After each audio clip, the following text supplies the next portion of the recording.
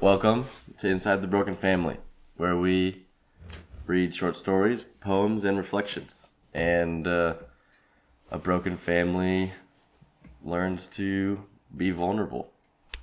Today we have a special guest. He's a member of the family on Nana's side, Ezekiel Sutton. Hello. He's like, how do I look? Up there. And this is my last podcast. I am going to Guam for 6 months. Well, last podcast in this room. Yeah.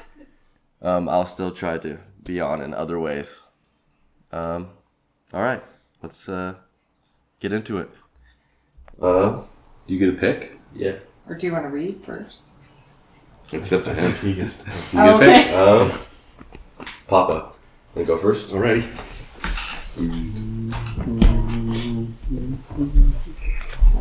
Not that way.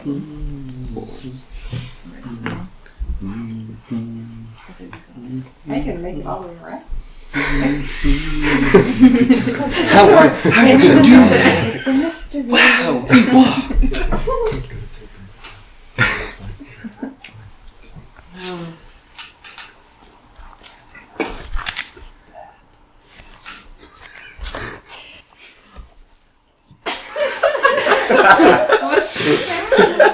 We can cut this, right?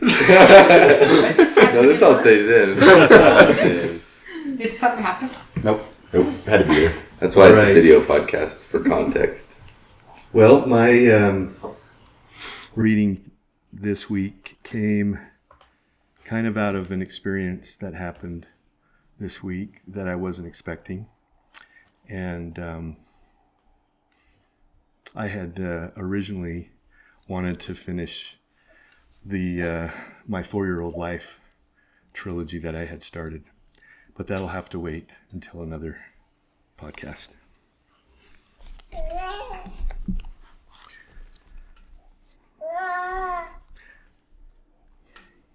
Oh, the title of this piece is Knox. Why was Sarah Bareilles singing in my head? She tried to focus. Say what you want to say. Yes. Her alarm. She loved that song. Her thoughts gathered and let the words fall out. With eyes still closed, her lips moved silently. Honestly, I want to see me be brave. The girl with no name blinked. Slowly, she turned away from her partner, groggily picked up her phone, tapping the face, turned the alarm off, and read the illuminating time of 6:35 a.m. Yesterday had been a long, tiring day. She loved her job at Le Croissant, a small sandwich and pastry cafe downtown. But after a year with this small business, and as hard as she had been working lately, she was exhausted. She needed a break, a little time away. Her manager was hard to talk to, but today she was determined to ask for a few days off next week. Be brave, she spoke out loud, and then quickly covered her mouth as her partner stirred slightly next to her. She laid back on her pillow, drawing in a deep breath. She smiled. Knox, stop that. That tickles, she whispered as a big, wet, familiar tongue encouragingly licked her hand. Okay, I'll get ready. His tail wagged excitedly, just like it did every time she prepared for their morning jaunt. This had been part of their daily routine for quite a few years now. She remembered back when 5 years ago, while out on her weekly shopping to Walmart, she noticed the sign just off Main Street. Puppies for sale. There were 4 lab puppies remaining from the litter of 7. They were all so cute, playing together on the grass. One particular lab puppy, the only one completely black, caught her attention. He was bigger, stockier than the others, with a sweet, playful disposition as he bumped into and rolled over the grass with his siblings. He melted her heart, she remembered. She named him Knox. He would become her best friend, protector, and loyal companion. Really, if she thought about it, Knox had been right by her side through all her adventures and all of her struggles. He was her baby. Quietly, so as not to wake her partner, and with Knox following close behind, she walked into the kitchen. Opening the fridge, she grabbed a bottle of water, removed the lid, pouring the water into the coffee maker reservoir. Knox sat patiently on the kitchen floor, watching her go through this oh-so-familiar morning ritual. He looked up at her as if to say, "This is so boring. I've seen this act 1,000 times." She carefully placed the wavy flat-bottom filter into the basket and poured 2 scoops of grounds on top of the filter and placed the basket back inside the machine. Flipping the machine on, she knew from going through this morning routine 1,000 times that the 5 minutes needed for the coffee to brew gave her the needed time to change into her walking clothes, take her morning vitamins, and brush her hair. Within minutes, she found herself back, sitting at the kitchen table, with Knox anxiously waiting by her side. Enjoying her fresh cup of coffee, she had put on one of her favorite walking outfits, a warm peach hoodie with light gray joggers. She was ready to go. Finishing her cup, she walked over to the door, grabbed her Le Croissant Dijon-colored cap and Knox's blue walking leash. "Let's go, boy," she said. And so the girl with no name and her loyal dog, Knox, headed out for their daily stroll down a no-name street, in a no-name town, in a no-name country, in a no-name world, along with 8 billion other nameless human beings. Yes, she firmly stated to herself, today I will be brave. Beep, beep, beep. It was like a garbage truck was backing up in his head. Beep, beep, beep. Or maybe it was like that 60-foot boom lift used to cut high branches from tall trees. Beep, beep, beep. Would you please stop? That's so annoying. Why does that fridge start beeping for no apparent reason, he thought. He would like to sleep for a few more minutes before his normal awakening. The man with no name reached over and tapping his phone, it gradually lit up. Squinting against the brightness, he read 5:51 a.m. His alarm had been set for 6:10 a.m. for as long as he could remember, though most of his morning awakenings happened before his alarm went off. It was like his mind knew it was time to wake, and it would find himself waking up just before the alarm went off. This particular morning, it was that annoying refrigerator that woke him. Beep, beep, beep. Oh my goodness, his mind muttered. In exasperation, he jumped out of bed, although, to be real and present, it probably was more like he slowly sat up and then stood up for a few seconds, securing his balance and finding no cramps, gingerly but steadily walked towards the door. He quietly walked over to the beeping machine, opened the freezer, and pressed it closed. The incessant beeping finally stopped. He slid back under the covers for a few minutes before getting up to start his daily routine. His regimen of morning activity, ranging from racquetball to walking to pickleball to hiking to basketball to fishing. Over the decades that he had passed through, rising early and being active brought enthusiasm towards his day, inspiration and motivation to his mind, and start your day energy to his body. This had been his early morning routine for 40 years of his adult life, and he loved it. He usually spent those 10 minutes between the first alarm and the second one at 6:20 a.m. doing one of three things: falling back to sleep, pondering, or playing a matching game on his phone, and not in any particular order of occurrence due to the manner of 10-minute passing of time which presented itself to his mornings.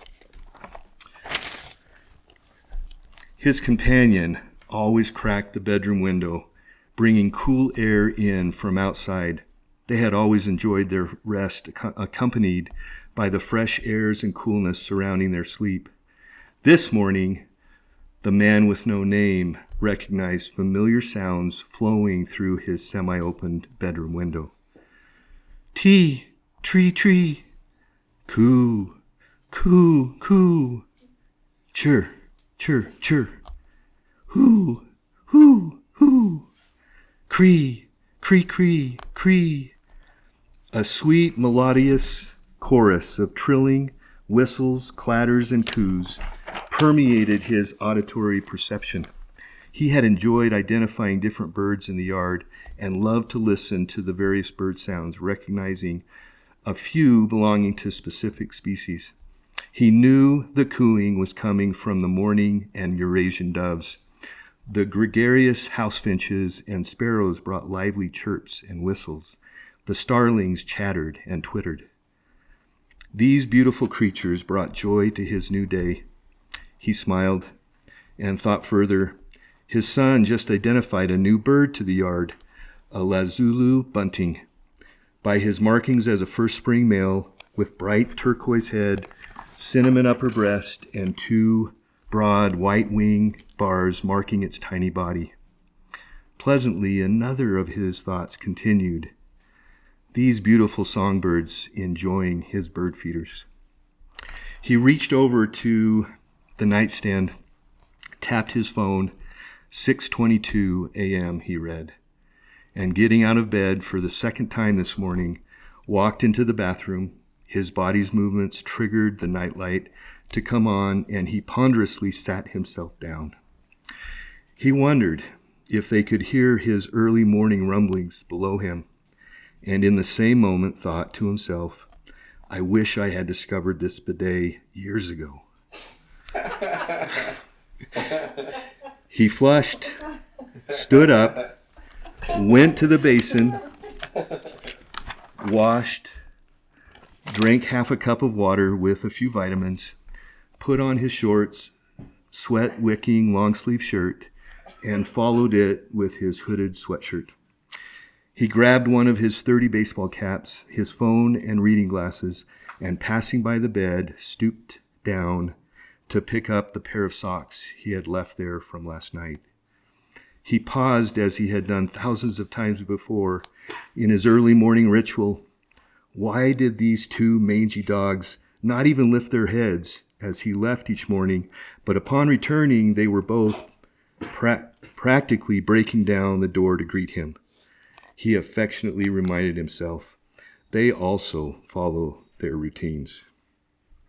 And then looking upon his beautiful companion of 40 years, mother of their 7 children, lover, friend, his person forever, thank you, he whispered, as he began this new daily adventure, as he had done 1,000 of other morning starts.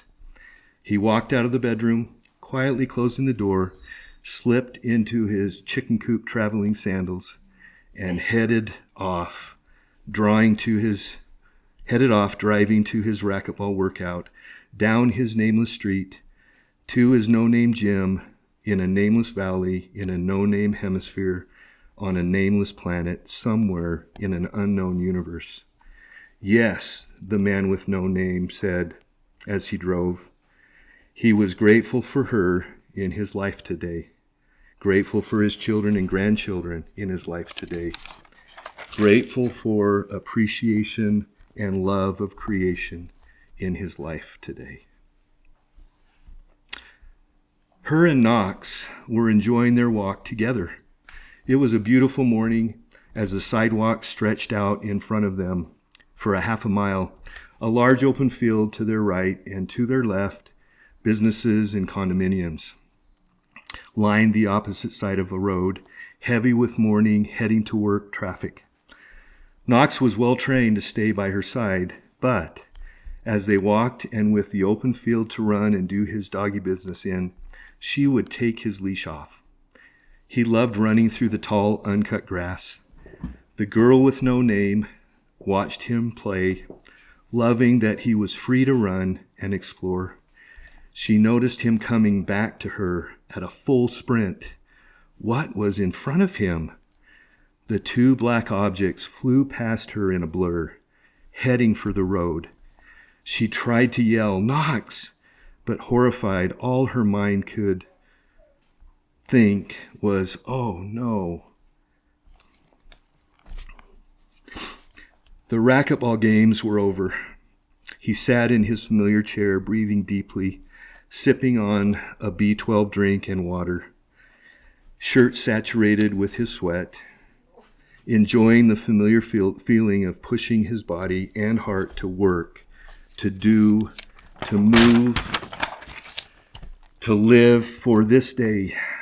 The man with no name picked up his bag, walking towards the front desk, pumped 2 squirts of sanitizer in his hands. "Have a good one," the young, nameless person behind the counter said. "You too," he responded with a smile. He walked out to the car, which unlocked as he got closer. Throwing his bag into the seat, he stripped off his sweat-laden shirt, tossing it on his bag, and pulled his hoodie over his head. He jumped in the car, started his ride home, going the same route he had done 1,000 times. The coffeehouse music that he enjoyed was playing softly. He merged into going to work busy traffic with dozens of other no-name people off to a myriad of different work destinations.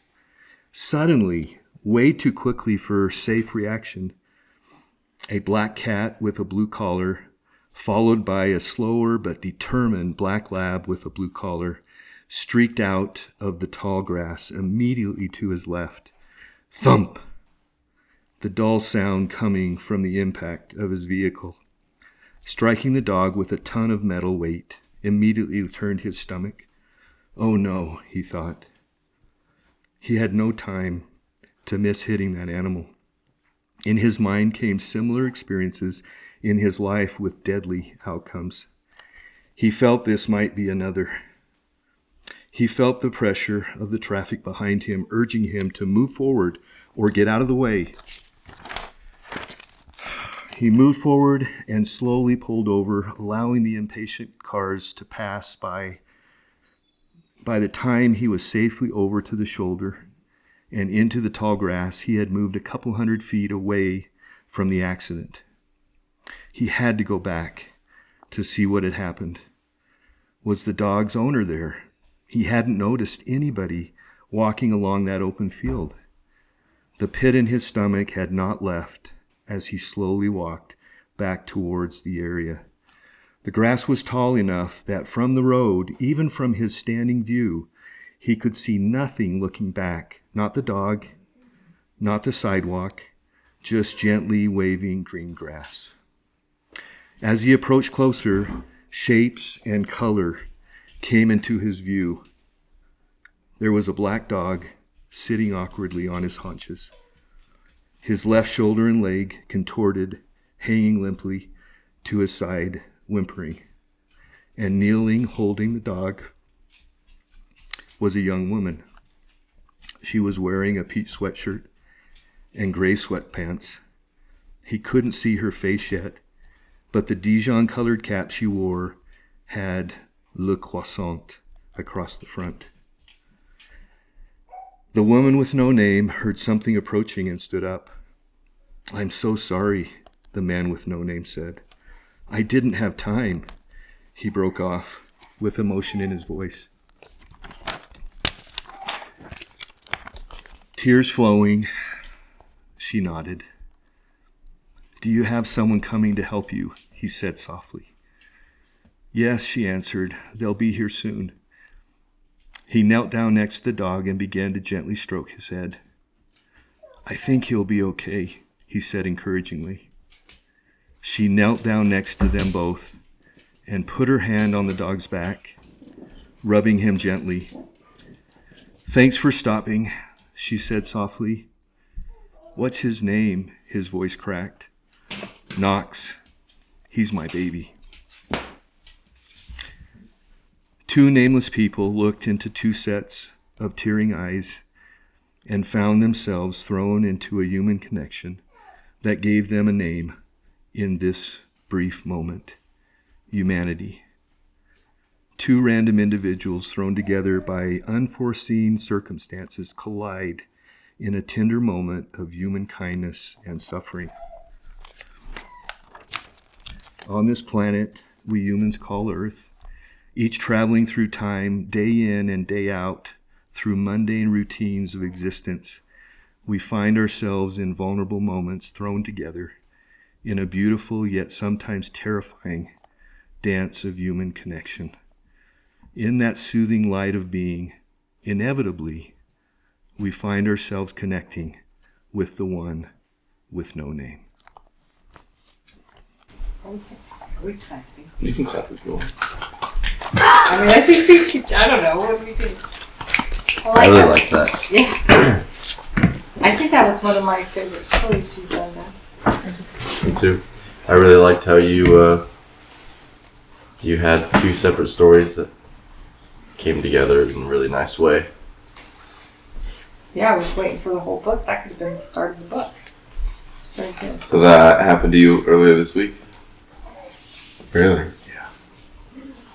Yeah. And she gave you her hat? No. That's what I was wondering. No, Dad happened to have that hat. No, I skipped one of the parts about her working at Le Croissant. I have no idea if she did, but she was wearing this hat. Yeah. Oh, so you just assumed she was working. So you Yes. usually have a prompt. Is that your? That's Is that my your prompt? Yeah. Well, we bought one he just bought that. Not just, but we bought that, I don't know, when we were with you guys. We Yeah. went. And she was, I skipped over this paragraph, but she was, had been working there for a year and had worked so hard she needed a break. Did I read that part? Yeah, you read that. Oh, okay. Yeah. I felt like I Yeah, so you had this discussion with her when you were. No. Oh. No. That was just, Part of the story. that was just, Oh, I because thought maybe when- the way you were. when I walked up to her on the sidewalk and she was kneeling down holding Knox, I couldn't see her face, but I could see that she had this hat on. Oh, okay. And so, Yeah, I really liked it because I felt like characters were really well developed and kept my interest in that. well, one of them was actual. The other one was, Who was that one? contrived. Both of them were actual. but Yes. You added You things. made up things about the other one. The other stuff you do every morning, just about. Yeah, and I've done it for decades. It's interesting how such a quick and small moment can change in one person's story, or both people's story. But something like that, her dog got hurt, obviously, so that changes a lot in her life, in her story. Yeah, And it sounded like that was her companion. Like, I felt that when I went up to her that he was, and she said, "He's my baby." Mhm. And I asked her what's his name, and she said Knox. oh, And Nice. his left, yeah, because he was running this way. His left shoulder was, I think, maybe broken, and his arm was just hanging. Why'd you choose to write it in, if it happened to you, like why'd you choose to write it in third person as opposed to like first? And it's just how it came out. I don't even know why. It came out that way. I think because of the thought of two random people When people with in no the name. world that would probably never meet. I think that's why I did it. Because two people would never meet, and then they're thrown together in this moment Yeah. in time. I really liked your no name, the man with no name and the woman with no name. I like that part of the movie too. it makes me really think about, these disasters or different things that happen and how people are thrown together that don't know each other, and in an instant our lives can change. That's what that story shows. As I was writing this, 9/11 just kept hitting me in my mind's eye of those first responders that were just running to die. Mm. You know, they were just running. They were running to help, but Yes, but they were, ultimately. Were you listening to Sarah Bareilles when it happened? But he listens. just He have hears to- that song a lot Yeah. on his soft. And I thought, you know, this young girl that was in her mid-20s, maybe Sarah Bareilles was one of her favorites, and maybe she put that on her phone as an alarm. I thought that was good. And that she wanted to be brave. And little did she know that she really would need to be brave. Yeah. Yeah. Okay, Jeffrey, who do you want to do next? I want Miley to do next. Miley! Woo!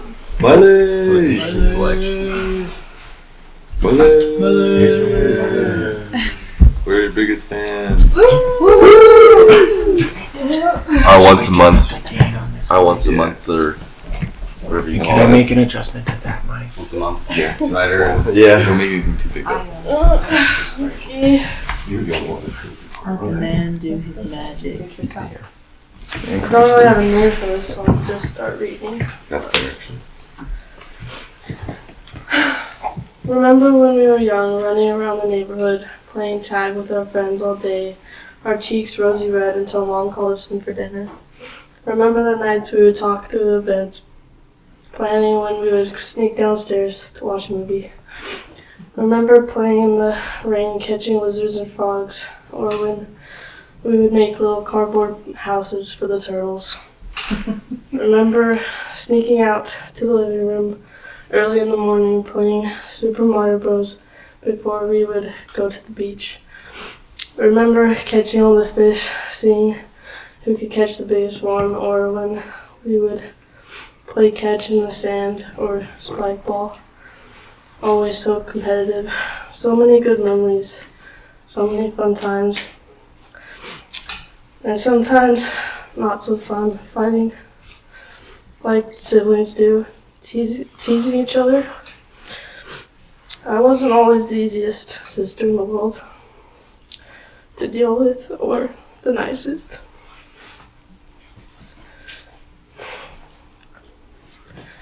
And I know I didn't always act like it, but I'm so glad to have you as my big brother.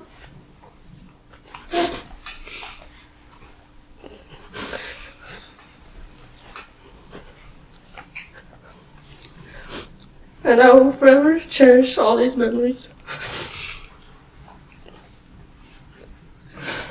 And hope to make so many more as time goes on.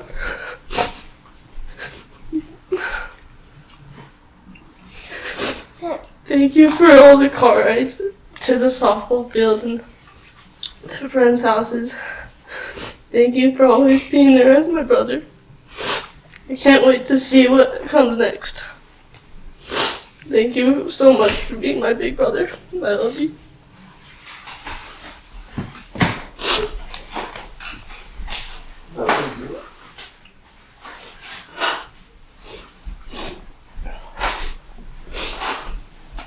I love that, Miley. I just picture you guys being little.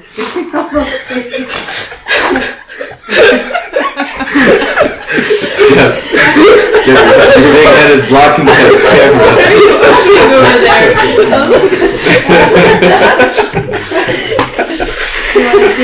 Abby. We need to see you grab the whole But that's for deliveries. I'm really proud that you guys are my kids. Really grateful for that. A lot. A lot of good memories. You were talking about how you got pitched by the crab and you made that weird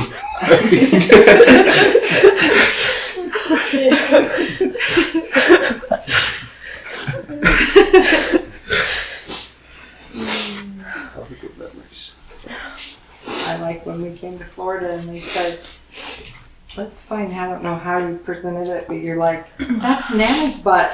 What was the- We don't know what it is, but they're everywhere. They're on the beach. Some with- kind of sea creature. they, bum. they sweetly call it Nana's butt. It really made me think of my childhood with my siblings, and made me wish that more of my siblings would be here. Maybe one day. Hopefully. That was awesome. Thank you for sharing that. It was really good. It was very sweet. I just think of those two little kids. Aww. Thanks. All right, Nana, are you ready? Okay. Yes, you do. I don't know if I can get out. Your favorite son. Keep us that ready. You might be a pro. Does the gold make him cry, or? Which way? Go this way. Oh boy. Oh boy. I'm so afraid I'm gonna hit something. Just squeeze it. Oh no. Oh boy.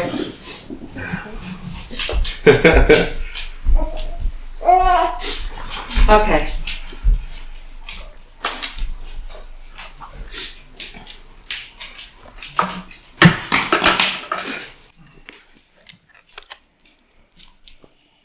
Mine is called Back and Forth.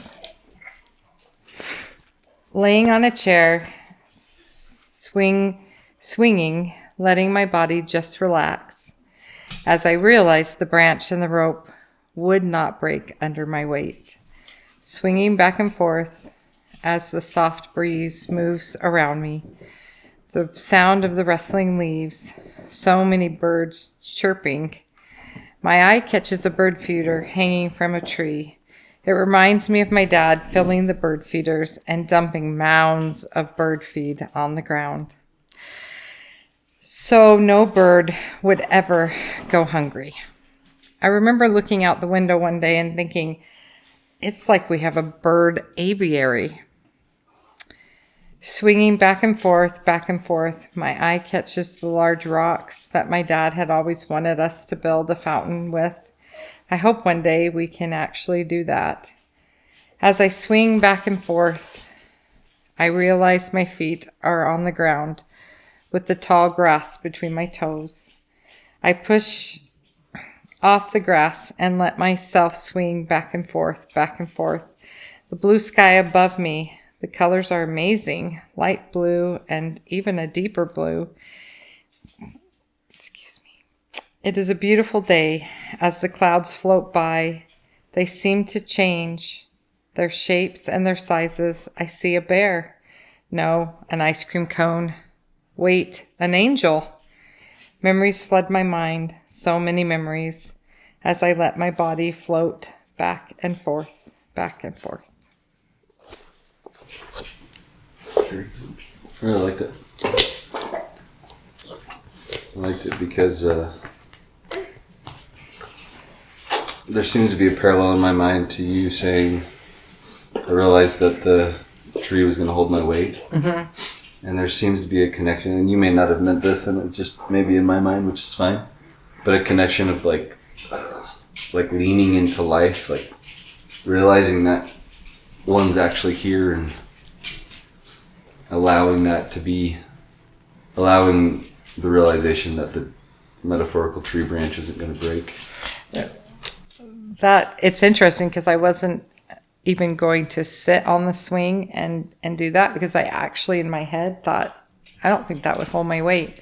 And then as I actually did it and I could do it, it was like quite freeing. So it was a little bit maybe like that, in feeling a little more free in life. Your dad had buckets and Oh my buckets gosh. of Mounds. bird feed. Dog.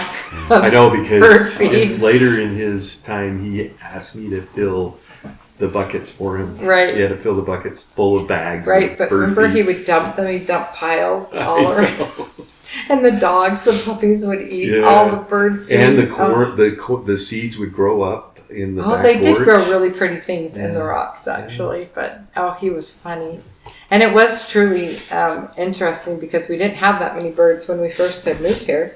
I remember seeing birds, but we didn't have after he started doing that, and all winter long we had so many birds. Yeah. It's kind of a fun thing. It's fun that Dad keeps feeding them. It is. Has it almost been 2 years? Dad's September. Grandpa's crazy. been gone 2 years in September, and Grandma's been That's gone a crazy. year in July. Yeah. I like that you mentioned the birdhouses. Well, I wanted to tell more about that story. We'll have to tell you guys. Will have to tell that story one day. Yeah. There you go. That is an idea. You write your side and I write my side. Okay, maybe we can do that one. Yeah, you could have a duel. Right. Duel story. Which writing was better? Not in that way. Just two different perspectives. Right? All right, Sam, Sam. you're up. Sam. Sam. The man. Let your mother get back to the chair. It is. Still bumpy. I'm trying, babe. Oh jeez. It's like a little. Like a little. Tiny- Like a ballad. I feel like if I could step on my toe. Man, if we do this for 10 years, these two are going to Really old. be really old. Did you say if we do this for 2 years? That will be okay. Oh, It'll be- It'll be 20 years. Maybe we just like 2 years, you guys are gonna be really old. We do this for another year. We probably won't be in this space, right? We'll probably be in We'll move to another part Not of the as tight. house. All right. Okay. I think I'm just gonna read. This is like the first real poem that I ever wrote. Okay. So I'm gonna read this one.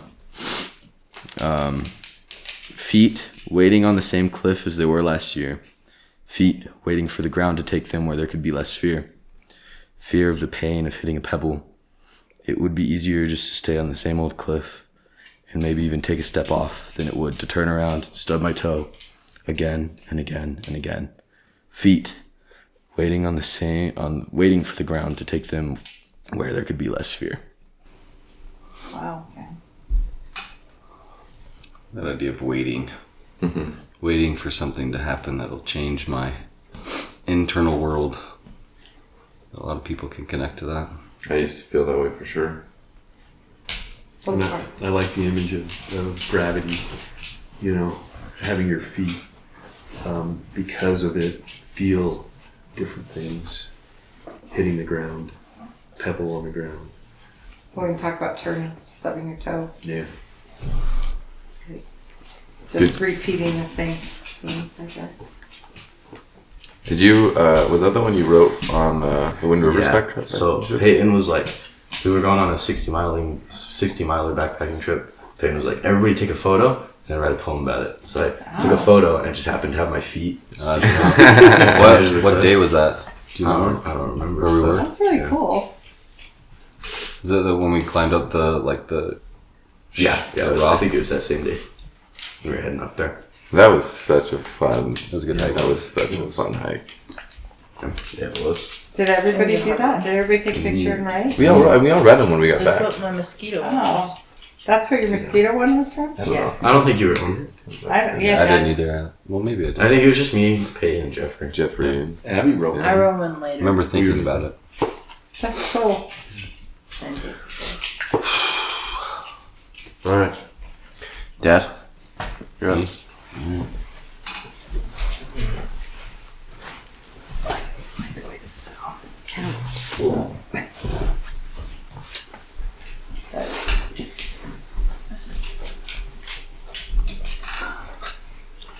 So I know it's going to be maybe a long night.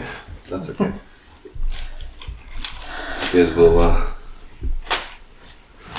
You're the one who has to drive, babe. humor me. What, me? Yeah. Where am I going? Guam. In the morning. Not even in the morning. So I'm going to read this short little reflection, and then I'm going to end with something I wrote about as I thought about my son leaving, and you guys have already heard it, but I'm going to read it again. But I'll start with this one. I stand in the thick of the hot, sweaty crowd, my first heavy metal concert. The intense music blasting my ears, the speakers so big my entire body, to its deepest parts, beat in rhythm to the song. I pull my attention from the performance to my right. I witness my son and brother float on top of the crowd, gravity seemingly losing its power for this moment. They each disappear over the edge, swallowed by the mass of humanity.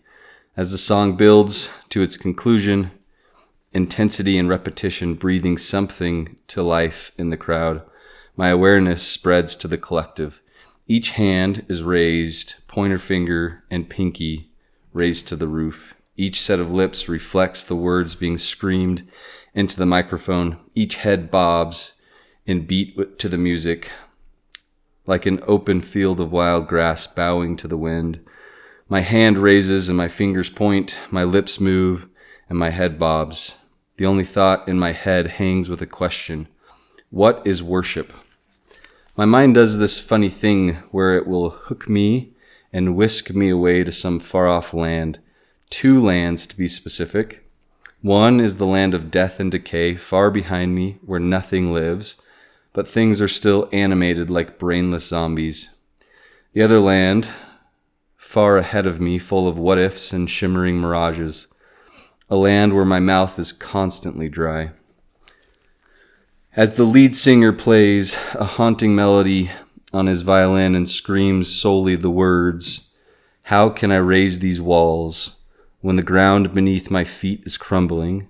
Searching for the answer in the darkness of my soul, can't find the remedy for the pain to let me go. This is my soul, my soul." My mind yanks me to the land of the dark and decay, of death and decay. I'm suddenly sitting in a church, the church I attended for 37 years. My eyes scan the congregation. Some eyes are cast down at the floor. Others look towards the chorister. Some even have tears forming. All lips move in unison, singing the words, "Praise to the man." I have been told my entire life that this is worship, and without this type of worship, nothing will be enough. When I sat in these buildings, my fists were clenched tightly to the capital T truth I believed I had. Looking back and seeing the giant T decay into ash, I realized I worshipped with clenched fists. Fists used to punch myself in the face. Fists used to pound others' ideas to dust. Fists so tight, nothing could ever be released, and nothing could get in. Impenetrable. The words of the hymn's chorus, "Hail to the Prophet," fades as I wiggle my fingers and rub my forearms. I unhook myself from the land of zombies and land in a field of wildflowers. I looked around at the sound of nature being trampled. I have to leap to the side unless I want to be trampled by a plump man breathing heavily, hands and arms extended, clumsy footfall frightening the helpless wildflowers. I am unnoticed by him, his fixed stare following a paper bird flapping away from him, the face of Benjamin Franklin covering the bird. I'm amazed at the stamina of the fat little man as I crouch down to lift some of the stomped flowers. I lift a flower, its strength returning, and it follows the light of the sun.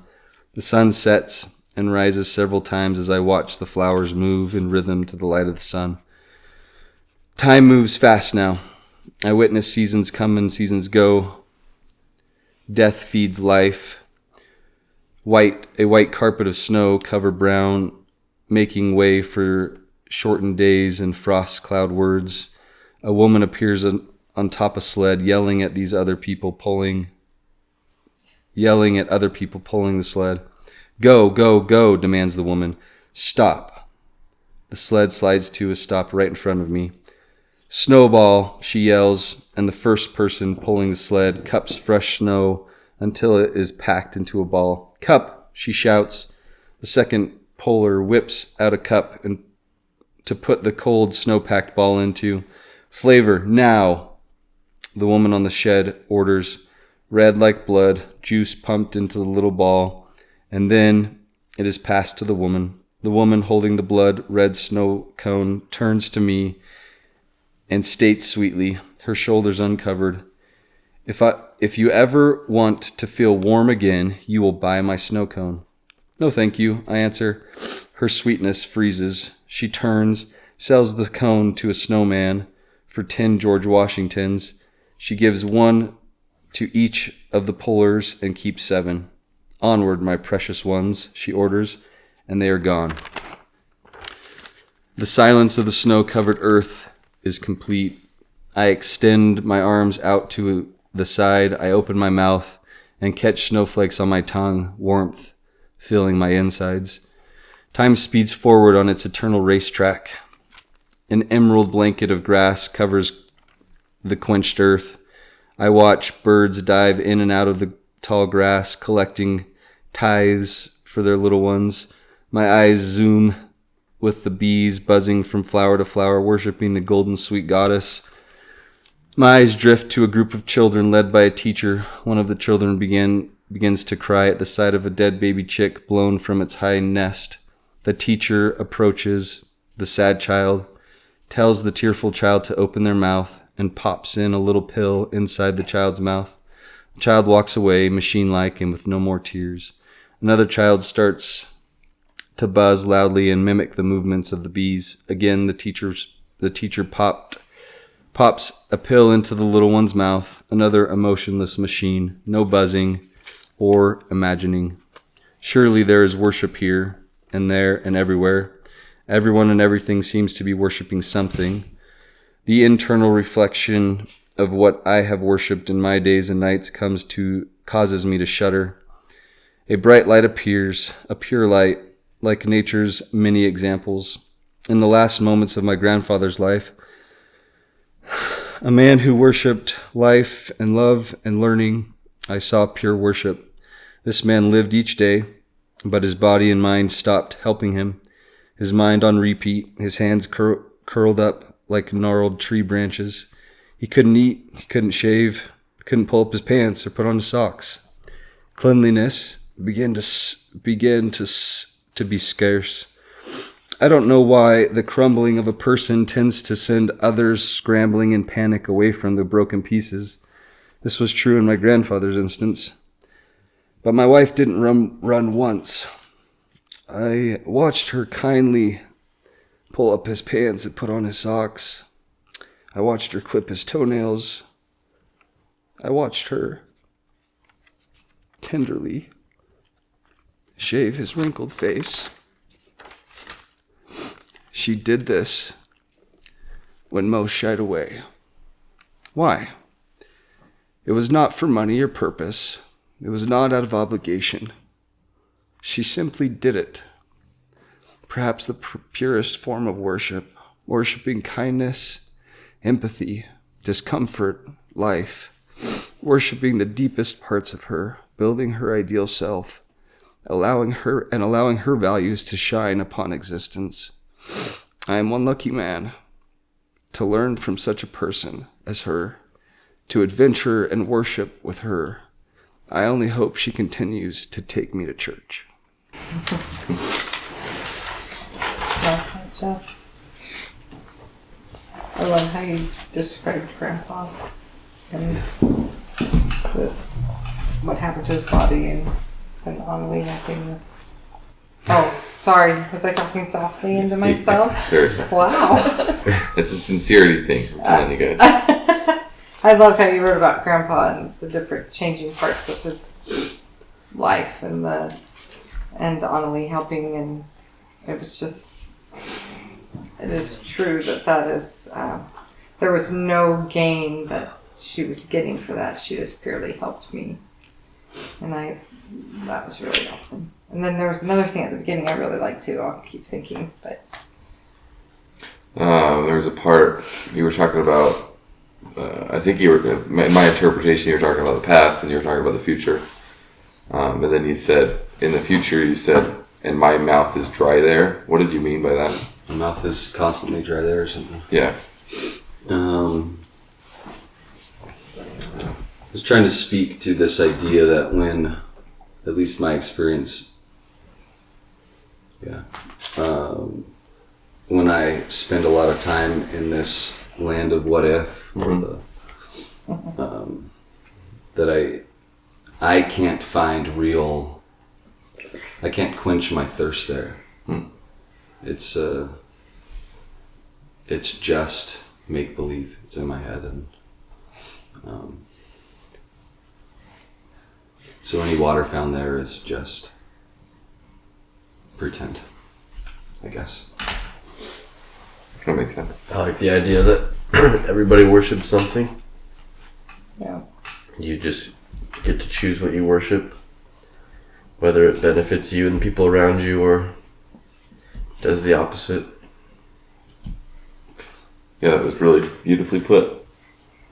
I think we all we all witnessed what you witnessed. Yeah, with Grandpa and probably. Yeah, and that's not to undercut anybody else that helped. There's a lot of people that helped, but it's just something that has stood in my mind for a very long time. That was a pretty long ordeal. How long was that with Grandpa and Grandma? Long. Well, we were here for 2.5 We moved years. here like November, and then Grandpa died. Oh, you mean upstairs? When they moved upstairs? Yeah.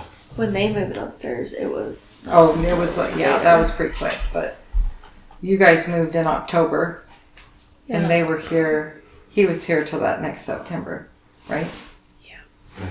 So a good 10 months. Yeah. But them moving here is when Dad's busy time was, and so Dad was gone, and it's like I think my sanity would have gone right out the window. Well, I if think you you guys- had surgery too, or you had. Oh, I kept having foot issues, and then I had the gallbladder surgery. Yeah, wait, that's right. I A remember. few things that I happened. remember you worrying. I did. I about was it. like, I am so afraid I can't do this, and then you guys decided to move And here. Annalie just She was an kicked in. answer to your prayer. Yeah, 100%. Alright. You guys okay if I read this one? Yeah. You're the one that has to drive, babe. Mom keeps reminding me. It's my word. She will Okay. push her worries onto you. gonna need. Some She needs some more tissue Right for behind this you. one. Right behind you. Goodness, let's get a box of tissues. We'll invest in some tissues. I have tissue. That'll be our first dollar made here. We'll go to tissues. Get the yellow. Ones. I They're have softer. them. I have them in the bathroom. My earliest memory is one of walking. Outside is where I want to go. I open the door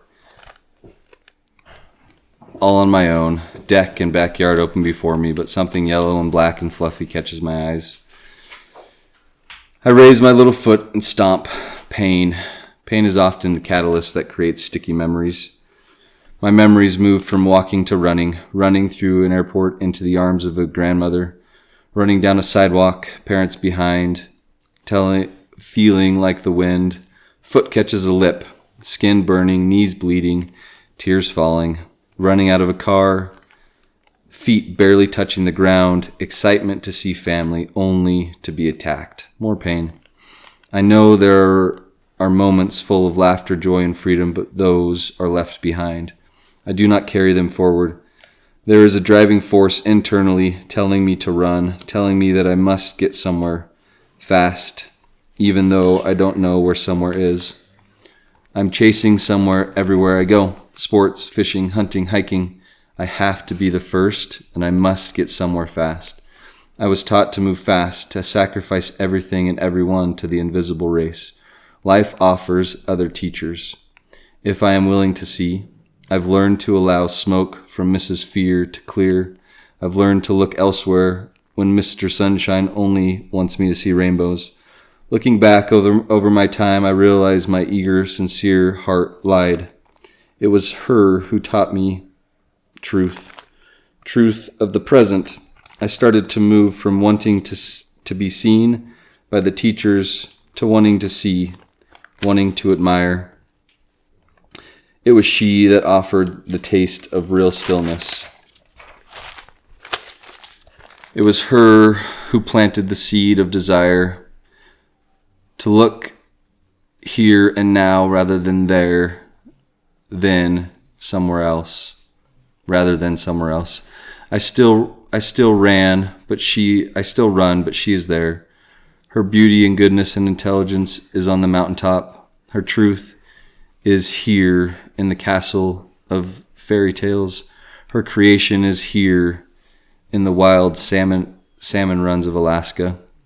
I have learned that I truly want to observe because of her. I have the honor of observing a little one that she created, a little one with so much life and curiosity and uncombable hair. He too has a desire to run. He is trying to keep up with me, but I am no longer running so fast. Observing lifts in my priority list. Somewhere is less enticing, less important. I blink, and he is beside me, 100 miles or more, and he stays beside me. We suffer and starve and tell stories side by side. And he is good. He has her goodness. I am honored to walk beside such a person, and amazed that such a person wants to walk with someone like me. I blink, and I am trying to keep up with him. He is strong, capable, adventurous, and curious. He teaches me to question. My heart doesn't lie anymore. My heart says he will walk new trails without me. I still have time to observe. I see mountain lakes and brook trout. I see untouched peaks and still heads. Each step, he is there, just ahead.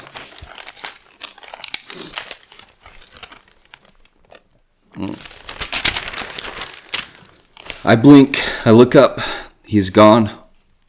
He is trailblazing and island hopping. Perhaps he is searching for truth. I stop walking. I look into empty wild space. A tear pools and slides down one cheek. My heart is honest still, and it hurts. I breathe once. One more. I'm still here. The present is still mine. I turn and look behind. M&M is there. So many colors. And then a gracious goddess growing in the middle. A powerful little poppy. Opening to sunlight. Oranges, blues, yellows, and pinks. A spark shines from the little one behind the flower. The guard's van. And her again. My heart finds solace at seeing her. She chooses to walk with me and all these little ones. I can sense the adventures ahead, the opportunities to observe, and awe daily. That means more heartbreak. It is all one. I take another breath. My eyes water. I take another step and observe. I'm really glad you read that one again because It's beautiful. Such a good job on that. That's an incredible piece of writing. It really is. Mm-hmm. It's so genuine. It's so true, and it's just like it's amazing hearing it. I mean, you describe yourself as a little boy. That's exactly how you were. Such excitement on every trip we took, everything to go see a grandparent. That's exactly how you were. Yeah. Tiny feet, Yep. running. And then when you met Annalie, we said we knew you'd be okay because you had her. Yeah. They just put all of that on you. Good luck. Good luck. Yeah, good luck. Yeah. I like the beginning of that sometimes I forget that my parents also had a childhood. Yeah. It is weird to think of that, huh? And then you look at us old people, we did too. Yeah. And I think it's so sweet when you do the kids, you do Jeffrey and his little pokey up hair. And then as you describe the kids, it's just really sweet. I thought the perspective on like fatherhood is really cool. How it's like he's keeping up with you, and then like, or he feels like he's chasing you, feels like he's there, and then it feels like you're like behind. You kind of just have to let him keep going. Yeah, it's the hardest part of a parent. Yeah. All right. Thanks for sharing those again. Or the new one, and then that.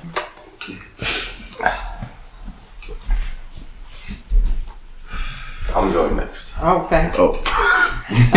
That's why I'm up. Yeah. Cheesy. Alright.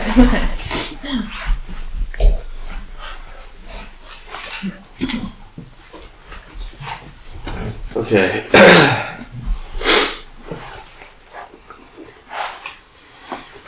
Last night I was in a state of mind of where I could be more creative than usual. And Boy. I don't want to know. I started a poem. It's called The Fire Within. I'm going to read that. It's a voice in my head, a system's decree. Follow the crowd, there's safety, you'll see. But a fire burns bright, a hunger untold, a yearning for wings, a story to be written. Voices all around telling me to feel bliss. They say find high power and forget. Don't hear your voice, just dismiss. Wrong is where you'll find yourself free. The flames lick and whisper, a sweet stinging call to break free from comfort, to stand after a fall. Not for religion, nor glory, nor gold, but a purpose that's mine, a truth to be told. The system will crumble, its foundations will crack, but the fire within lights its own unpaved track. It burns for the dreamer, the heart that dares to chase the horizon, to breathe in the salt air. So let the voices tremble, let the doubt fade away. This fire's my compass, it lights up my way. The world awaits, whispers, a soul unconfined, and I'll uncover my own reason, the truth I must find. In the fire you stand, the flames lick and spread, a game's ashes rise, where comfort once fed. A voice in your head, that scared, scuttling rat, must die in this blaze, where a new path is at. No need for their water, their stale, tepid bread. Their gold turns to dust, where a truer worth's bred. Welcome inside, to the heart's burning core. Here's where you witness what needs to be no more. Baptism of fire to feed my delusional intrusion. A journey only taken after an era of confusion. Making adulting my unique narrative creation, fledgling with a choice for a fly or dissension. The fire is change, and two voices loudly shout. The suffering is felt when the wind of change howls. So please watch me burn, your water will only delay. Ignore sorrow's scream if I fail at the story I want to say. Maturing intensifies, time never heeds interruption, so let the fire burn and disconsider noise of corruption. Growing up needs to happen. The flames must ignite, so don't fight the chronology and enjoy the flames without spite. Choose to live in each spark, one by one, for in the ember life is shown glut and wonderful. Don't live forward, allow past to be overcome, and as you'll grow up, life colors will never be dull.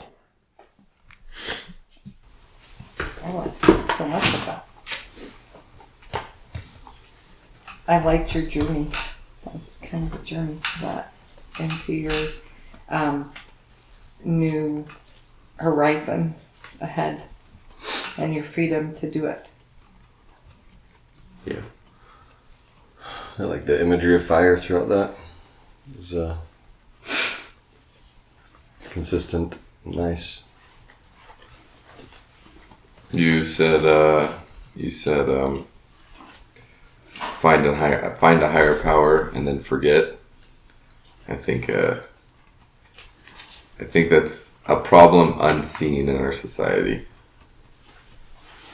Really unseen and looked at. Yeah.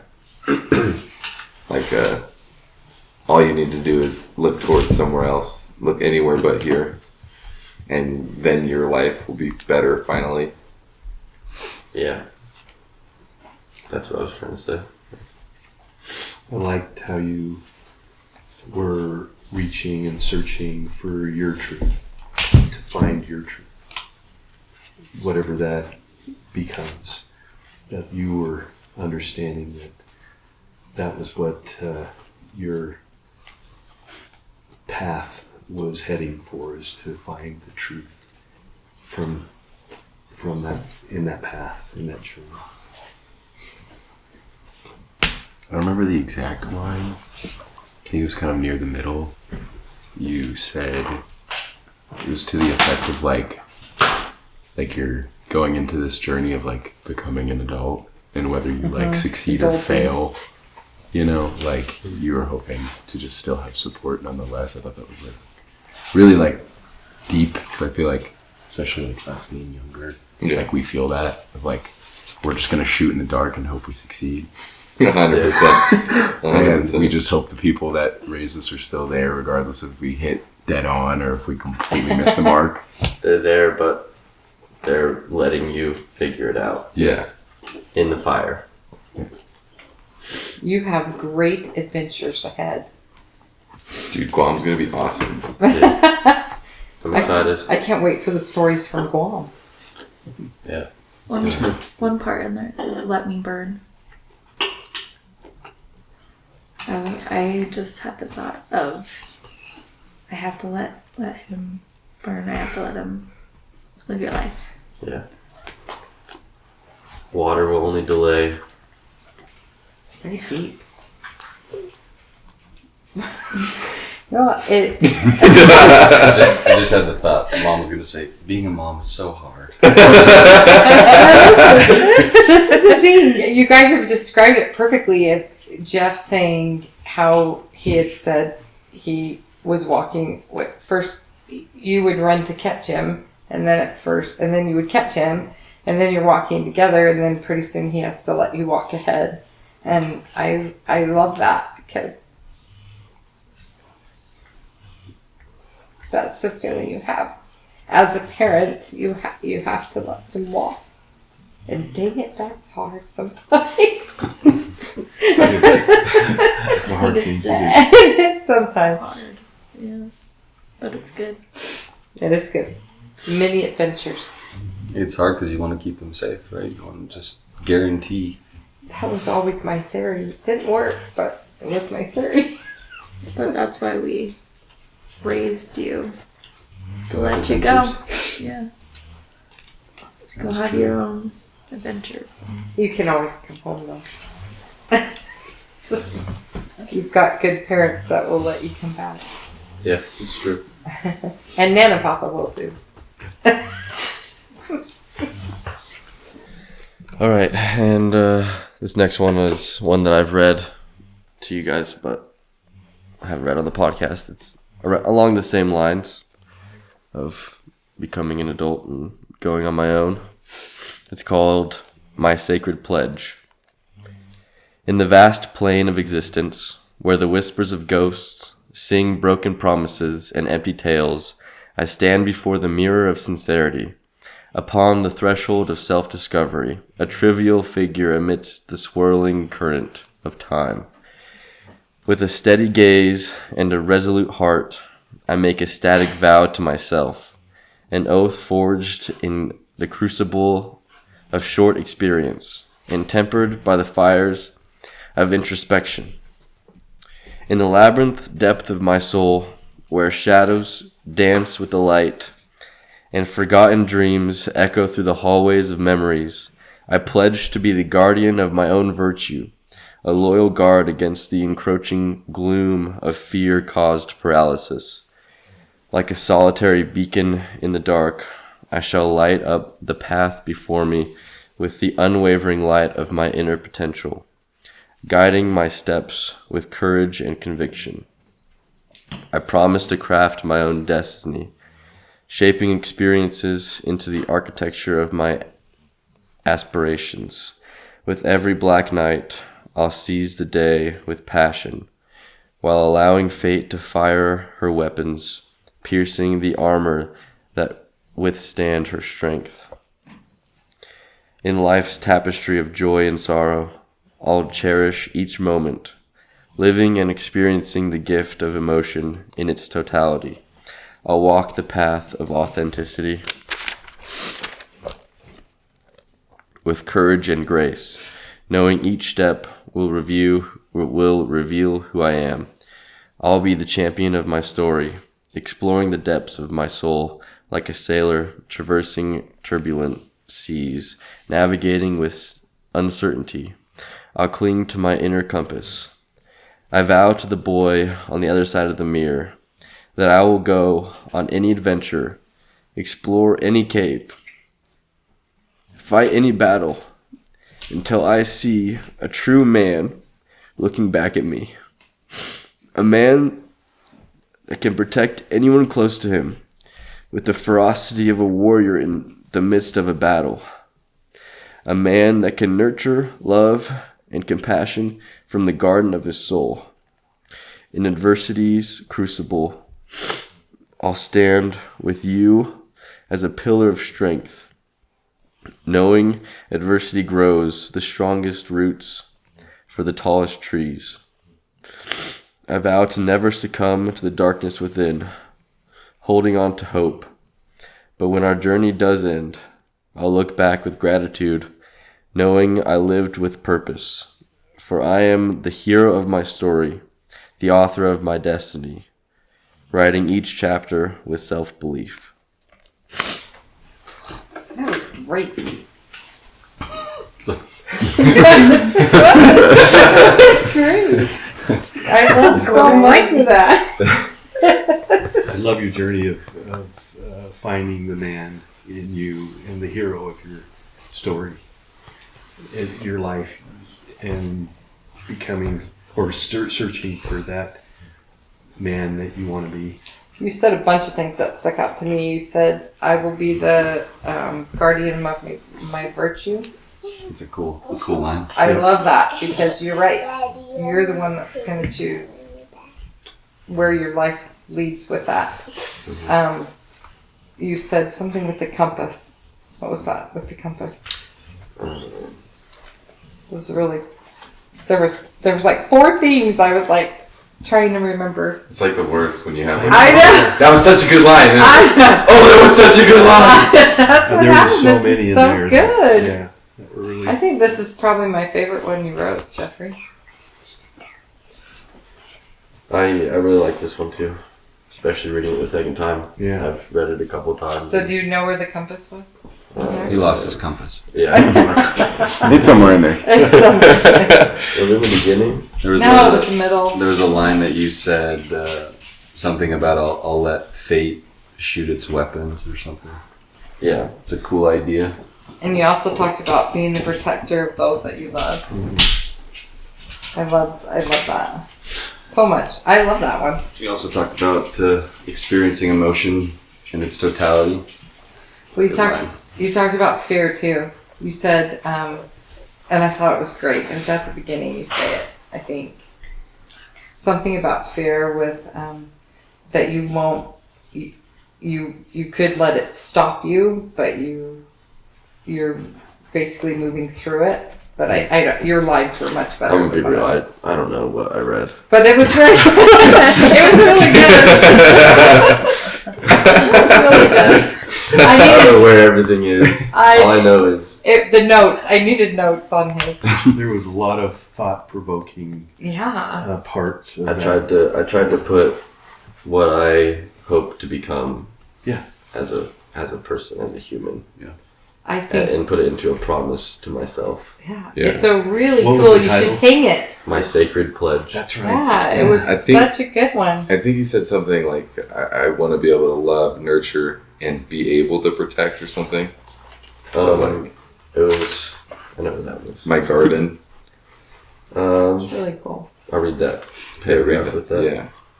I vow to the boy on the other side of the mirror that I will go on any adventure, explore any cave, fight any battle until I see a true man looking back at me.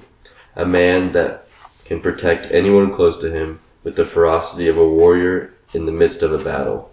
A man that can nurture love and compassion from the garden of his soul. Yeah, it was. Very good. I really loved that. Like that whole thing. I really, really loved. You need to save that one day for your sweetheart you meet. You'll have time to tuck that out and put it on the blog. Yeah. Because Yeah. it's the thing I love about that is it shows what a really incredible young man you are and your dreams. In there it shows, fears, what you want for your life and what you're headed to. Like it's just really cool. I like it a lot. I thought it'd be a good one to read for Right before you leave. to Guam. I think it's just really cool to see how like self-reflective you are at your age. Like just being like, I don't know, when I was 17 going on 18, I mean, yeah, sure, I was thinking about that stuff, but not with the same, like, it's clear, like, in your words how strongly you intend to follow it, I guess, which I think is really cool. Yeah. And just like having a mindset like that, just like literally starting adulthood like 2 weeks ago is like such a powerful thing and a testament to y'all too, for what you're going to do in life. Yeah. Writing and reading in front of everybody has also helped open my mind and clear my thoughts. I agree completely. I hope one day my mind opens up clear.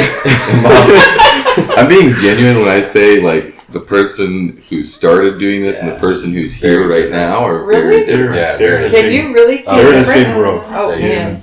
In your thinking. Well, In, now I Your wish we- articulation. yeah, in putting it on Really? paper. So interesting. Well, but I can see everybody else's growth, but Just it's really enjoy- hard enjoy to the ride. the compliment. Oh yes. Okay, Mom, you're up. Can you just sit? Can you sit there? Talk Yeah, loud. just read that. Never mind. I was gonna say, do you want to wait for a second? But He's a asleep. little busy. Oh, let him sleep. I can stand up with him if you want. Do you want to just read it there? Yeah. Can I mean, I can read it here if that works. yeah, just move the mic. Okay, watch out. I guess you can move the camera really fast. You don't need to do that. Oh, read it so they see your face. It's okay. I'm a ghost Just cut today. to the As a producer, chair, not it's there. okay. Just move it really quick. Oh, All perfect. right. Perfect. You're far away, don't worry about it. Okay. This is a poem that I wrote called Curious Eyes. Bright eyes from the moment you were born, wonder and curiosity about this early morn. Mom and Dad so excited for this tiny human. Brother and sister come to have a sweet union. So much joy and laughter to behold. Snuggles and kisses everyone wants to hold. Following your brother and sister always in tow. Put on some clothes. Your answer is no. It wasn't easy knowing where you were. Being outside was where you prefer. On top of cars at the neighbors next door. Most of the time, a diaper was all you wore. You loved creatures big and small, curious about lizards, so much to enthrall. Skipping here to there, buckets full of shells, watching baby birds in stairwells. Fearless when it came to swimming in a pool, you asked every day to stay cool.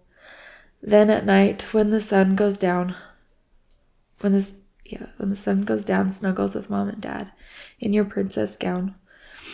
Poofy dresses and hair bows galore, your bright eyes and beautiful smile we adore. Baking in the kitchen, Mom's little helper, Don't turn your back or a bite out of the butter. Your courage to try new things I admire, climbing new heights.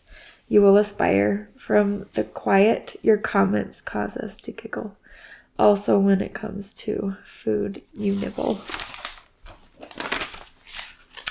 Keep loving adventure and the outdoors. Your dad will be there to help you explore. Feed your brain as you keep writing. Your words are creative, comical, and striking. Keep being the beautiful you are, the beautiful you, your bright curiosity, your whole life through. Is that's about Emmy? Yeah. Yeah. Yeah. If I was wrong, that'd have been bad. We moved to Florida when Emmy was about 2, and she would not keep clothes on because it was so humid. Really? Yeah. That's funny. And she was fearless in terms of animals. She would go capture lizards and anything she could get her hands on, she would pick up and hold. Yeah. So the line that was like her in the quiet, her comments cause us to giggle. We would be like on the on a canoe ride, and there are gators in the water and snakes, whatever. And we'd be canoeing, and Emmy would go, "Miley, there's a gator," and Miley was scared of gators. Me too, Miley. And she just tried to and she's tease like 4 or 5. Yeah.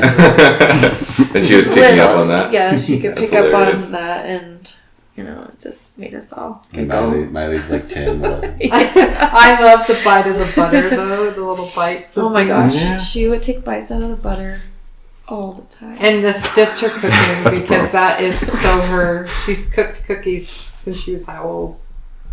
That little one. Yeah. So being in the car, that was your friends that were here. Being on top of the car. She would be found on top of their car? Yeah, so... No, Did on she top ever of go our in? car. Did she ever go in their car? No, it was on their car. She was always like, so... They were our neighbors. They were our neighbors. And they would laugh. So he would drive so she was really good at figuring out how... Because we had locks on the door, and I would lock the door, but she would be really good about finding a stool and getting outside the door, and I'm like, guys, where's Emmy? And she would be gone. And we would find her on top of the car, and the neighbor would be driving by like, you guys are weird. And she's like in a diaper and like, fun things. But it was really good memories. Good memories, yeah. It made me think of the boys. Yeah, the 2 boys. Oh my gosh, you guys were such trouble. We had some good memories. Me, Miley, and Emmy catching lizards and turtles, running around in the back. Having a pet for a day, the turtle. Miley wrote that in her poem. Yeah. Yes, she did. That's good. All right, Peyton, you're up. You want to do the setback? Yeah. I can't kick Audley out of her seat, but... Nope. She doesn't have to move till after he's done reading. Grab the mic, young one. Okay, you have to put that mic back. And you might want to move it, maybe. Yeah. Who's the drinker of my wine that I brought? You.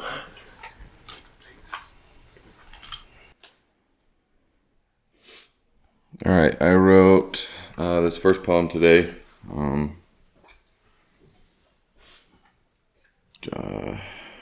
Just was what I was thinking about, I guess. This is Tomorrow's Promises.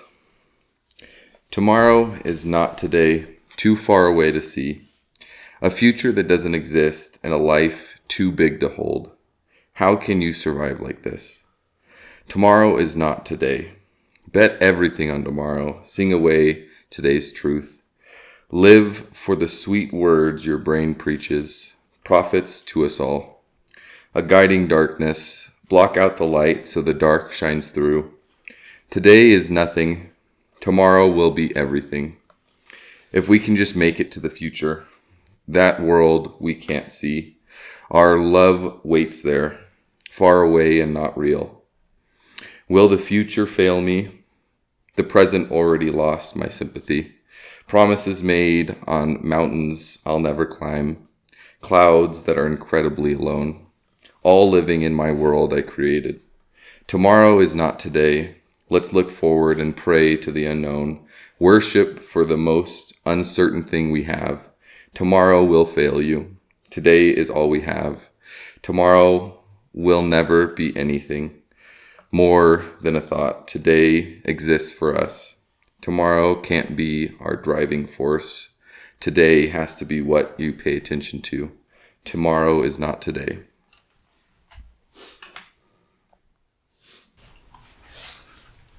I think I always do that. I used to always do that. If I could just get to this That's a powerful imagery. tomorrow, if I could just pay the house off, if I could just pay the car off, if I could just, whatever those things are that we think we need to obtain to bring us something. It seems like it can hold you out here and you don't realize what you've got today. Yeah, I can't speak for everybody, but I find myself doing that a lot. Where I'll be just like, okay, tomorrow I can do it tomorrow. I can do it then. I can do it later in this future that doesn't even happen yet. It hasn't even happened yet, but... That is a sure way to have stinky dishes. I'm going to put that up. Put that up where? I don't know, somewhere. That needs to, Thinking about that tomorrow needs is a sure to way be to have somewhere. stinky dishes. That is a sure way to have stinky right there. dishes. Family bumper. Right on that wooden sign. Was your I like it. was your realization that you realized that to live today in the moment would bring you more peace, if you will, rather than constantly dreaming or pushing for tomorrow? I've just been realizing how little it does for me at all. Living in the future. Living in the future. Yeah. Much better to just live today. Well, it's and keep moving. it's something that for a long time I've tried to do, and it's never worked out. It's not working. No. It'll work tomorrow. That's very easy.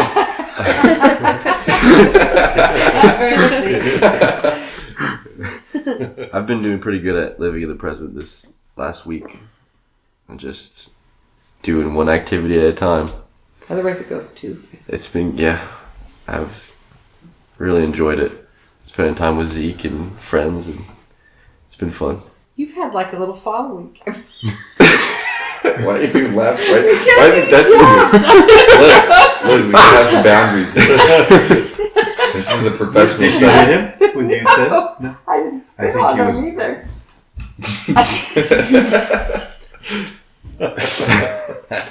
If you only knew what was happening in this moment. It's something that I've recently come to realize. My brain wants to tell me that I have a lot of things that I quote unquote own or that are mine. Mm-hmm. And I've come to realize that the only thing I have, honestly, is this moment. That's all I got. There is nothing else that I own. Yeah. And that's a big shift for me. I like the way you wrote about it a lot. That's a beautiful thing. I was watching the waveform because I was scared it was going to peak because you're loud. And I thought it was really interesting that just watching the rhythm of the way the poem went, it almost kind of sounded like you were just reminding yourself, tomorrow's not today, tomorr's not today, How tomorrow's not interesting. Yeah.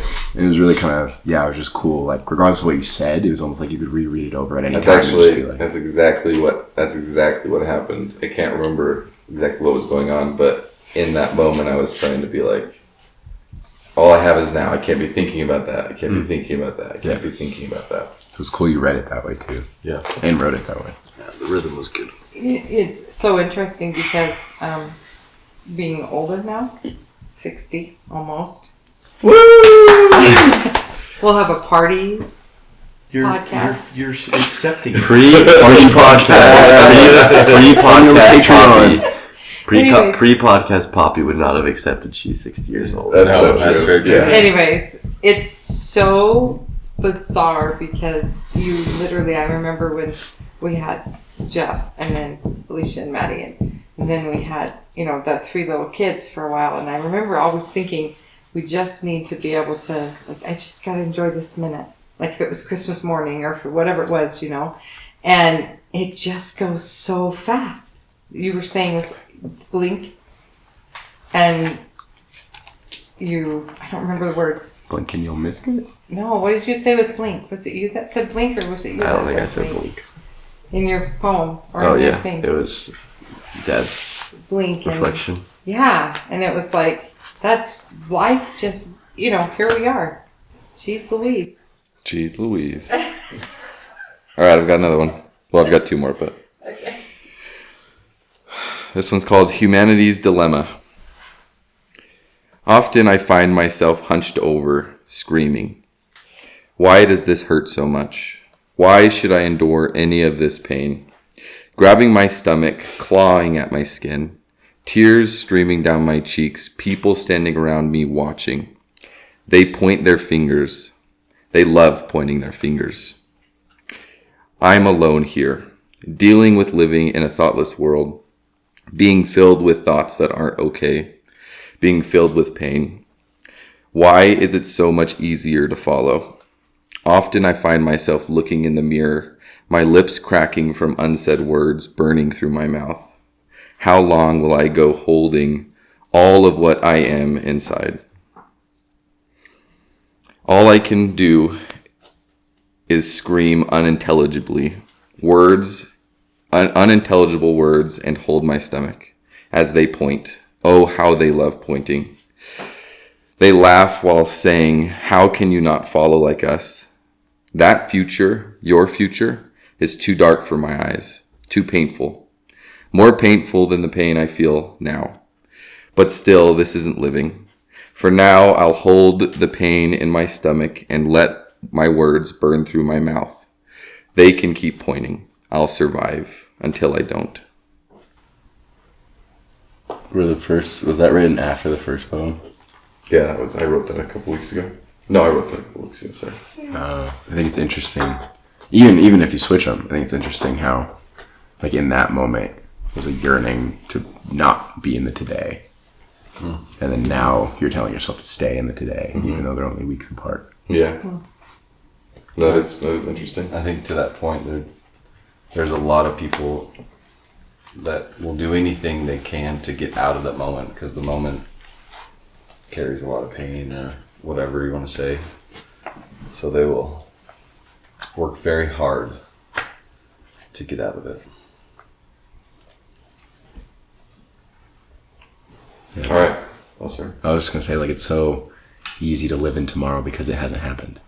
Yeah. You know, Well, you it can, seems like a safer place. It's a fantasy land. you can live. Anything can happen tomorrow because you haven't lived it yet. So in the midst of pain, it's interesting that that's where your brain goes. All right, this one I wrote a year ago, probably last January-ish. It's called The Sun. Today the sun rose over the mountains. It rolled over the hills. It waved as it passed me by, never allowing its light to stay, diving into the next horizon. As the sun leaves, the moon stays, but the moon talks so softly. And as the sun leaves, the darkness takes over, and the quiet voice grows louder, letting me know the darkness doesn't have to win. Why won't you listen? Why does this happen? Why can't I feel? Why don't I cry? When will I die? Tomorrow the sun will rise, and then it will leave again. The moon, it will stay, its quiet voice only growing quieter. With every passing day, it will stay and try again to tell me the darkness will fade away, that its only purpose is to show me the light, that the sun's light is always there. Sometimes you just aren't in a place to see it, that you aren't alone. Why can't I see? Why don't I listen? Why do you care? Why should I believe you? When will this end? If you wrote that a year ago, why'd you choose to read it now? Because, Reflected on it? yeah. I love the imagery that you did about the sun and its movement into the horizon and then disappearing, but the moon took over, but in a whisper. Mm. That was beautiful. I think also, in this poem, I thought I caught you also trying not to live in the moment towards the end. Mm-hmm. And you wrote this a year ago. And just your mindset shift of the most recent poem that you wrote, the first one you read, is from the last two, versus that one, is cool to see. Yeah. It's definitely different. Very different. I like the imagery of the moon there,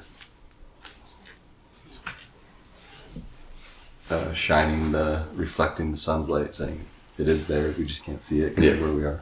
Yeah, interesting idea. All right, Zeke, you're up.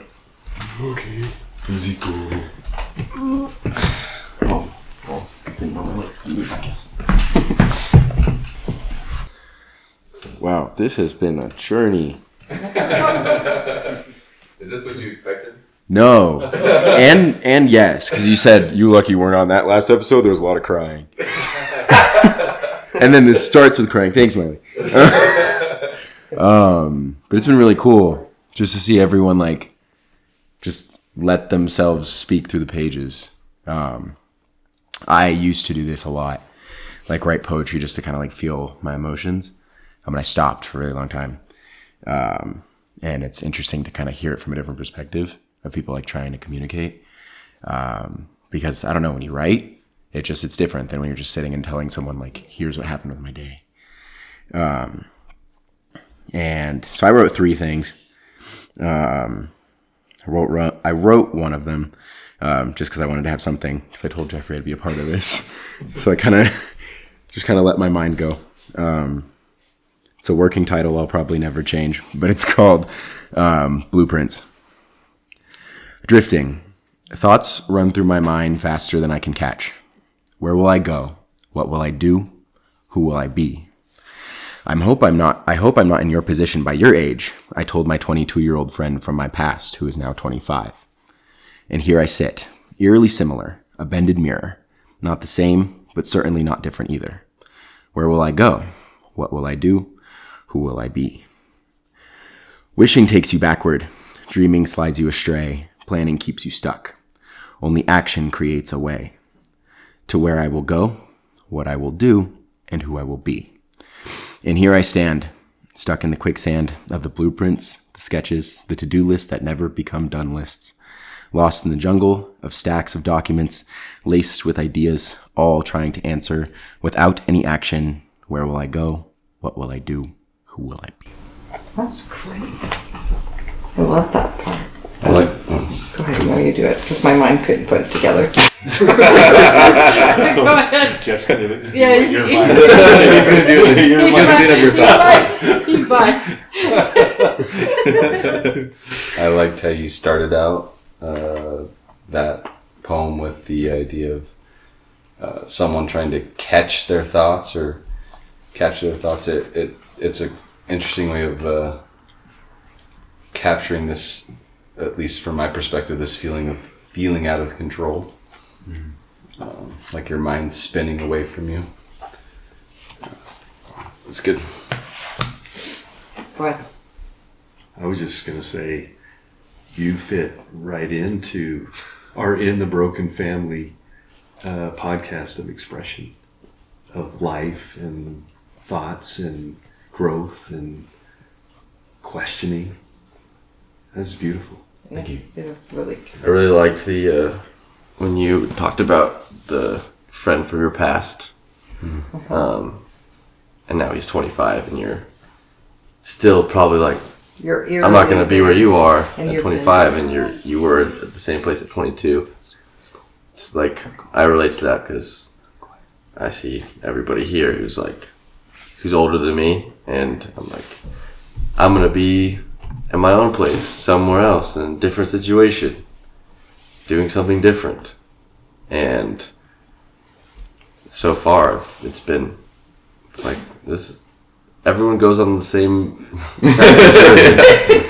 And ends up at Nan and Papa's. Same kind of journey in Different ways. different, unique ways to their maybe perspective. their perspective. I think what's so cool though is that's what's so fun about this is the way you expressed it was just really cool. There was three things you put together really tightly. Oh, dang it. You're mine. Go ahead and go. Jeff will finish it. It was towards the end, and you put three things like you put it right on top of each other very quickly the way you said it, and it was just really cool. Here I stand. That part, the standing. And You had a line right after blueprints, and I can't remember what exactly, but it was along the lines of looking at all these to-do lists, never turning into done lists. Yeah, that was Really- really cool. that was But a I really didn't good said line. about the quicksand too. That was, but there was it was another part. It was really cool. I like it. Write it out. With the people in this room, we have made so many to-do lists, never made them done lists. Yeah. Well, yeah. Never. But now, I know. now We have. we're doing. Listen, I changed babies. I fed babies. We grew them into Where is children, this then going? adults. We grew them into children. I watered them every day. That's to done. What I'm saying is, we didn't kill anybody off. How did we get there? That's how we bring that out. We're just guilting so many people in this world. I am really tired. Alright. Good. Good. Thanks for sharing. No, he's got more. That was really good. Oh yeah. Yeah. Okay, great. In a fit of imposter syndrome and realizing, watching him write pages, seeing your pages and everyone sitting at the table, I thought to myself, I don't have enough. I have to contribute more. So I sat right there and just tried to look for inspiration. And I ended up looking just straight at the counter as everyone was cleaning. So this is called Ketchup. How hard is it to be natural? In a world plagued with high fructose corn syrup, why not just be yourself? The easy way is to hide behind the guise of the way it's always been done. It's refined, it's cheaper, but is it really who you want to be? On the surface, you can claim you are the same mashed tomatoes. You are the same as the tomatoes that don't hide behind long ingredient labels. But you do hide behind the syrup, the high fructose, the modified version of the self. Craving to be what the people want, something that is all natural, tomatoes and sugar. Nothing more, nothing less. Drop what has worked for so long. It wasn't meant for you, and it shouldn't be consumed by anyone else. You are who you are, and that is beautiful. The wonderful red you create is unique to you. Rather than try to be more than who you are and increase your non-existent complexity, just add a bit of sugar, step out into the world, and put your simple, genuine self on the shelf for all to see, buy into, and love. Whether you like it or not, someone will flip you around and read your label. Who do you want them to see? Tomatoes and sugar? Or tomatoes, high fructose corn syrup, and 100 other things you don't need to be? That's awesome. That was awesome. Apparently, you have quite a talent for this. That made me super excited about continuing to write because it's just like a person could sit here and look do at that. a bottle of ketchup and think of something like that. It's really, really cool. And you did that so quickly. I don't know how you do that. That's amazing. Thank you. Plus, I loved how you compared the high fructose, and Yeah, it was awesome. It was really, really well done. It was so good. Are you going to share those also? They can be on the blog? Yeah. Yeah, that's our Yeah. goal. Yeah. I'll Well- remember that poem in Guam. Every time Remember you to be serve genuine. ketchup. What do I want people to see me as? High fructose fructose or or just tomatoes. Tomatoes and sugar. Tomatoes. That's right. I like that a lot. It was so good. Yeah, the premise of that was great. That's great. Really good, Zeke. Thank you. You need to do a creative writing in college. I have I not yet. No. I used to do it. I used to do it a lot in like English class. I always just try to like write things with like small subliminal messaging, just to upset my teacher. Her name was Mrs. Koi. I wrote a story about a koi fish getting kicked out of her pond. It was great. Mrs. Koi, if you ever hear this, well, She knows. She caught on pretty quick. Okay. This last one, I just want to apologize. I wrote this one while everyone was reading. Oh my goodness, that's amazing. I heard Miley's, and it just made me think about why I originally planned to be here, which is for Jeffrey. So he'll understand this title better than anyone else. It's called Spikeball in Delirium. At the mention of a new adventure far, far away, I wanted to be there one last time to say goodbye. How old are you again? Are you sure you graduated so long ago? Questions that get answers I don't fully believe. The adventures we've gone on, the stories we've created, there's no one else that encourages me to write such vivid stories like you do. Each word so thought out, a pen made of two parts. Stories only told when we are together. Glances scribbling 100 words onto a page, a special language that only allows true joy, making my face sore from the anticipation of imminent loud laughter. I don't know if you ever took my advice to look past the opinions of others and be yourself, but you are 100% yourself. Running from camp counselors, being a dedicated fan of writers of shotgun shell songs, jumping from the highest heights without a care in the world, finding truth at such early stages of maturity. And as you jump into this new journey, thousands of miles away, I know you'll come back with stories to tell. But I hope you won't forget the ones that we created. And when you come back, the pen back together, our stories brought to life once again, I know they'll be deeper, richer, and more expansive than ever before. Because while you were away, and while I stay here, I won't forget how you changed me. you're staying in Utah? No. He's got a few days. In the States. See, you have a really gift. That was really cool. You I wrote can't that believe like. you can just did- put that like- together in 5 minutes. No, you don't And- know the gift you have. My goodness, honey, that is awesome. Yeah, it just flowed so naturally Yeah. from you. Thank you. Talk about to Douglas, Sam's day date that we had this week. Yeah. We made that happen. It was very cute. Holy moly. And I don't know if there's a more sincere, special gift than putting like words onto paper or phone and then expressing them. I don't know if there's anything that has more value. I can't think of anything. One Well, thing that I can count on when I hang out with Zeke is always loud laughter and joy. It's always a good time. Nice. Well, your ingredients, loud laughter and joy, it's a pretty good ingredient list to have. That's a good mix. Yeah. Yeah. Awesome. yeah, that's you got talent, boy. I had to show up. Apparently people cry here. That was awesome. But That's think good. that you can put that together so well. It's I just. didn't know you were gonna make me cry too. I wouldn't say it's the goal. I don't cry, so that's something. A little bit of tears going down my face. It was really cute. Yeah, that's good. Really sweet. Thank you. All All right, Abby, you're up. Taking us home, I think. To I think close it she's out. the To the end? You're the head. Closing it out. Yeah. Don't trip.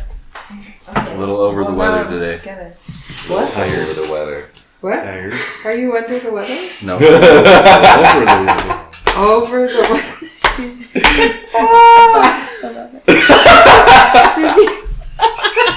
I'm so confused. I'm just tired.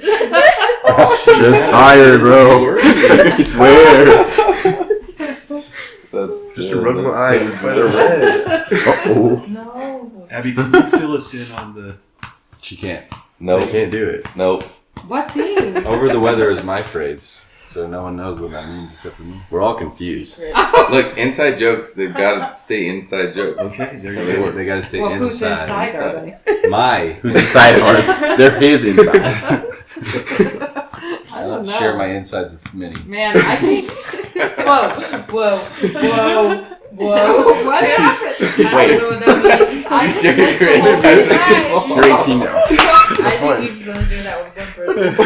What the heck just happened? All right, read your story. Has it been 2 hours? It's been Sorry, Abby. 3,300 beats. Okay. This is a little poem I wrote really fast. Hopefully it makes sense. But this is a little insight into my head. It's called There's a Little Person in My Head.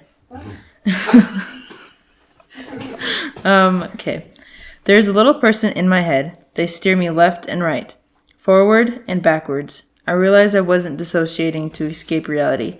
I was escaping to the true reality. My mind and body are separate. There is a tiny soul inside of us all. It's almost like Pinocchio and the cricket. The little person is guiding us, influencing us, and making our path. We are just vessels to our thoughts and actions. There is a little person in my head. The eyes are a window to our souls. They are a little TV that our little soul sees through. When we live in the present, our mind and body is one. We are but robots being controlled by our little soul. Nice. The end. This idea of when we're, what do you say? When we're in our bodies, we're in the present, something like that. Oh, yeah. It's towards the end. When we live present, our mind and body is one. Yeah, I think people miss out on the opportunity to realize that one of the greatest anchors we have into the present moment is being present fully in our bodies, being fully aware of self. Mm-hmm. It's a really good anchor. Hey, you said crap. You said something. What? You said something. I don't know if I heard crap. Boom, roasted. I don't know if I heard that. Just like You said crap. No. That's okay. That's what happened to me. It'll come back eventually. Just somebody else speak. We're just gonna all look I at like. you. I just Nobody like. say a word. I like how you have the tiny person in your head. The little because person. that guides you. Oh. listening to you. Got it. Okay, go. See, that helps. Or I can finish. You said we are just vessels to our thoughts and actions. Yeah. And then you said the other line about when your mind and body are one, then you're present. So we're just vessels to our thoughts and actions. When you're thinking about something else, or when you're thinking in the future or the past, then you can't be a vessel to your, like you can't, your thoughts and actions can't be involved with yourself. I don't know. Like with what you're doing. Yeah. I don't know. I think you just wrote it so vividly. It's like you actually saw a little person. Yeah, I in your had a head. dream. Yeah. You did? You really did? Of the tiny Yep. person in your head? I Yeah. keep on picturing like this little tiny person going, It was Mayday! It's not working! What's wrong?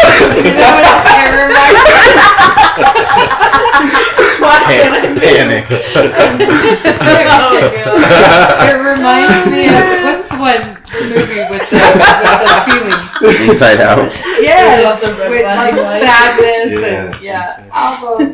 That's what I feel That like. movie you hated. Yes, I did because I was very sad at that Which time. emotion did you not like? Sadness. I mean, I was hurt. They could have dragged me all over the place. That's all I remember about the movie is that I could have put out my arm and someone would just drag me. That's the real test. If you watch the movie again, you like it. You really are a different person. You've It's reflected. It's a little journey. Full It was a circle little moment. alien in my head. A little alien. Yeah, like Shrek ears. Wow. I liked it. Well, It's good. That's I awesome. like it too. I thought it was cool when you said, like when I step out of my mind, I'm actually entering like actual reality. I think you said that like right at the top. Oh, yeah. I don't know. I think I've been learning like our minds are separate from like our brains and like the thoughts that we produce. So I think that was interesting how it's like you highlighted that so like artistically. Can you of, read it like, again? Yeah. Yeah, I realized I wasn't dissociating to escape reality. I was escaping to the true reality. Yeah, that was like really cool. It just like showed like when you're actually just fully like accepting like you are in your mind and your thoughts are not your mind. That's like what we actually are as people. That's what makes us people. Which I think is really cool. All right, Jeffrey. Jeffrey, take us home. Take us. Is Wrap that it what up. you're saying? I don't know. It just Take us came out. home. I'm just gonna sit right here. All right. Thank you guys for coming, joining us around the couch, around the rocking chair, inside the Broken Family. Please share this podcast with your friends and family.